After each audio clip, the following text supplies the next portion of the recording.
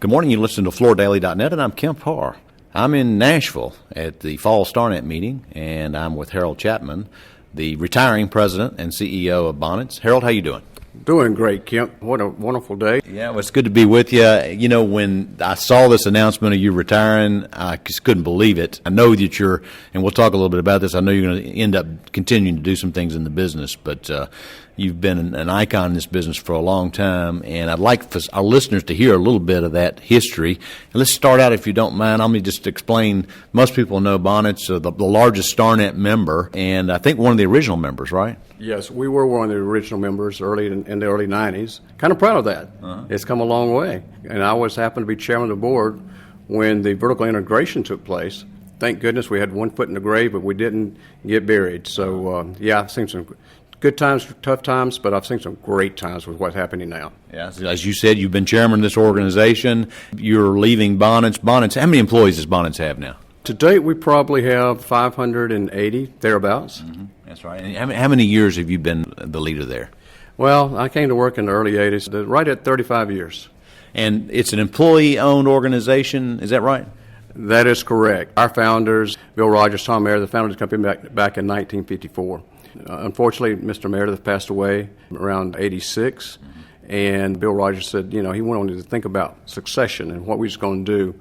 And he had some family, but he didn't necessarily want them in the business. And he decided to give it to the people that helped him build the business. Therefore, he formed the ESOP, which was great for him. He's done well with the ESOP. Just a fantastic, motivational, and also profitable thing for our employees. Mm-hmm. Now, you've lived most of your life in South Carolina. I know you went to Clemson. Tell us real briefly how you got in this business. Like everybody else, I went to school to get into the flooring business, right? It's either that or, you know, your family was in it or something like that. Mine was a little bit different. I was working full-time and as I was going to school, and I took a job at Sears. And at that time, they had a commercial division, and when I finished my college work, I was looking for a full-time job. Mm-hmm. And I interviewed with some other companies, but Sears convinced me that I should stay with them. And at that time, Sears was still strong in the retail, and they had the Allstate insurance, which was great. But they also had a commercial division that most people don't even know about.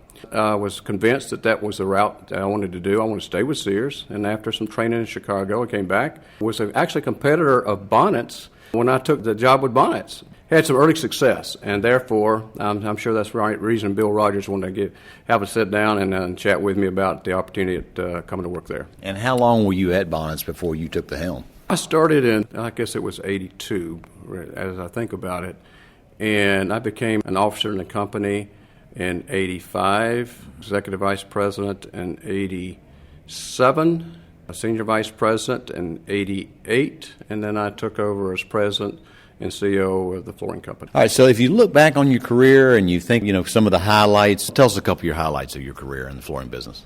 My biggest highlight is seeing the success that the people at Bonitz have had. And I could talk about, you know, some awards and other things, and as a company, we've received a lot of those. Mm-hmm. I think one of the best things that I can relate to or think back on, two things. Even when I was in sales at Bonitz, there was a gentleman in town, Frank Mayfield. Frank's been inducted into the WFCA Hall of Fame. Great salesperson, kind of a mentor in some ways, but Frank kind of owned the town. Did a great job of it. But he called on the end users, and he had the retail trade, so he had connections that way. But he didn't call on the design trade. So I thought, well, you know, if I can work with designers, if I can educate them, and then they will work with products that we like to work with, the manufacturers we like to work with, maybe there's a chance. Well, maybe there's a chance worked. We had great success, so I became a huge supporter of IIDA as well as AIA. In the late 80s, the IIDA chapter of the Carolinas inducted me into their Hall of Fame, which was very special. Mm-hmm. My success is seeing our people succeed. Kemp, I mean, that's really what drives me. Mm-hmm. And we grew from a small flooring operation in the early 80s to, you know, where we are today. It's all about the people. So when you ask me about my success, it's really it's the success of our people and our company that I'm most proud of. So it's hiring the right people. That's one of the reasons I was going to ask you about absolutely. that. Yeah. So let me ask you, you know, you were the head of Bonitz, the largest commercial flooring contractor, member of Starnet. You have been the chairman of the WFCA. You've been the chairman of Starnet. And yeah, surrounding your people, that's one thing, but I mean, you have been elected or have earned these positions of leadership and done a fantastic job. So why do you think these offices of leadership have always fallen in your lap? Well, it's kind of you to bring this up, but I've always had a few basic principles, and one of those is always do the right thing. I may not always agree with someone, they may not always agree with me, and particularly when you have the relationship between the manufacturer and the flooring contractor. Sometimes they certainly have their agenda and we have our agenda, but I decided early on that, that's okay. We can agree to disagree. I never burned a bridge.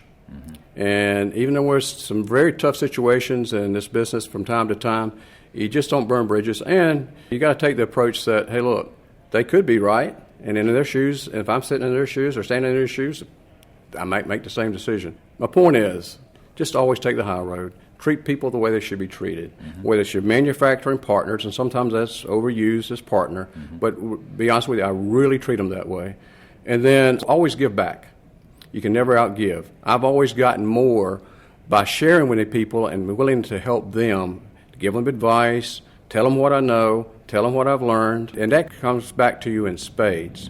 And then just be willing to do the extra work, to put in the time to help other people. You mentioned that you were in this chairman role at Starnet, when it went through some of the greatest turmoil, which obviously it's done fine now. It's got 170 members, and we're obviously enjoying the tail end of this meeting, which has been full of great information. What do you think some of the benefits of being part of Starnet are? Well, the big thing that I garner from it is friendships, learning from your peers, and that certainly has been invaluable. But I stayed on the cutting edge. Whatever's going on in the industry, I knew about early. And then the training, the benefits of SNET, you can go online or people can get training, marketing, advertising support, things that most flooring contractors couldn't do or wouldn't do on their own or take the time to do or could afford to do. And then you think about the installation training, project manager training, and then it gave me an opportunity and also a format to spend time with not just local mill reps, regional VPs, but also on the senior level. So I got to know those people and had the opportunity because of a lot of the meetings that we had with these manufacturer partners that kept me in touch with them. So that if I needed to, I could pick up the phone call and ask for help. Invaluable in helping us grow our business. All right, here's the $64 question. Why are you retiring? Well, my wife Cindy, who worked in the business with us, and she retired back in April. I've been thinking about it for a few months, but to be honest with you, Kemp, I think it's just the right time. As president and CEO of the holding company at Bonitz, I also took over our contracting company back about 2.5 years ago, and they were quite frankly struggling. Spent a lot of time with them. We had to make some tough decisions, but right now they're doing really well. Systems are in place, programs are in place, people are in place. The same way with the flooring company. They're going to have another great year, and I'm really proud of them. And the key's always been good people doing, the right thing. It was time for me. And I'd rather go out where things are well than I had to wait and, stay around too long. A little bit different. I don't own the company. I'm an ESOP shareholder like the rest of the employees. So it's easier for me to make those kind of decisions and make those kind of plans. To be honest with you, I'm going to stay active with Starnet.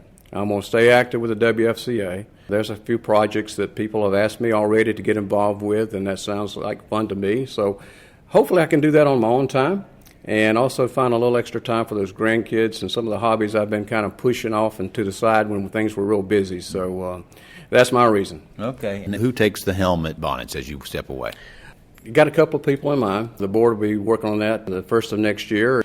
I don't want to let the cat out of the bag. There's a couple of folks that have earned that opportunity, and we'll just see the first of the year. Well, great, Harold. It's great to spend time with you. Again, been talking to Harold Chapman, who's retiring at the end of the year from Bonitz. He was president and CEO, and you've been listening to Kemp Harr and FloorDaily.net.